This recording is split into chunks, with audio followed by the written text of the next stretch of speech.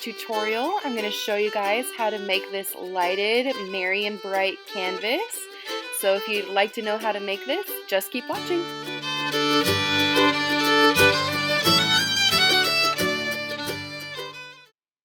These are the things you're going to need to make this lighted canvas. A canvas, stickers, something sharp to poke holes in the canvas, battery-operated lights, golden white spray paint, and a glue gun.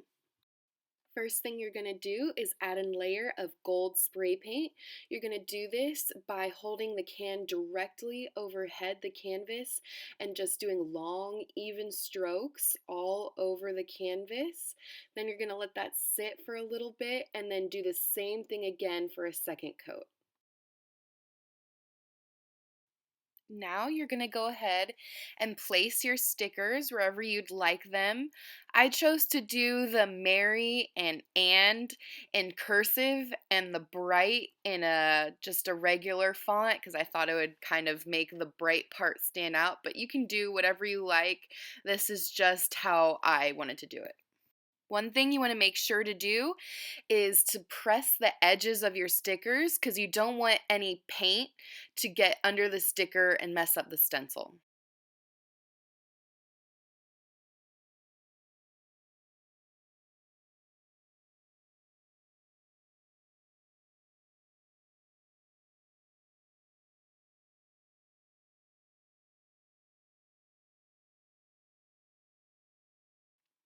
Now I'm just taking my small circle stickers, and I couldn't find any plain ones, so I just used some small smiley face stickers, and I'm putting them in no particular way or pattern, just kind of randomly around the merry and bright.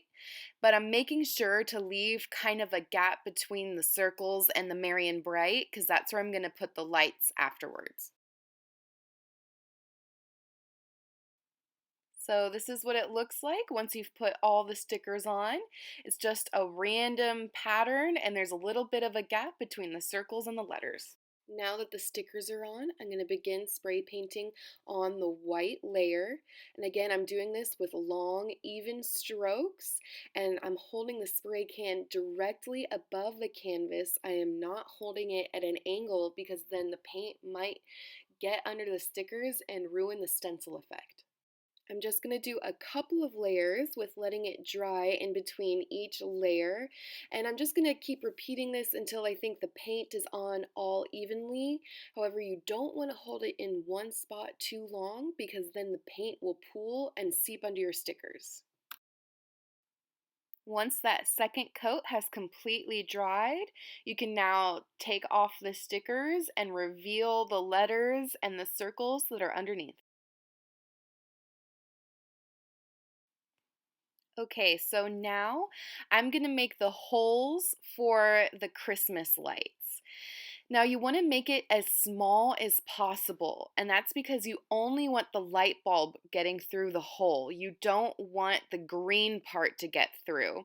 So try to make it as small as possible and then kind of test it with your light and see like if you need to make it a little bit bigger. There's no exact science to this. It's kind of like you have to test it and then make it a little bigger, but it's better to err on the side of smaller because you really don't want the whole green part to slide through the hole because you really don't want it to be seen. Here, I'm just kind of showing you what it should look like.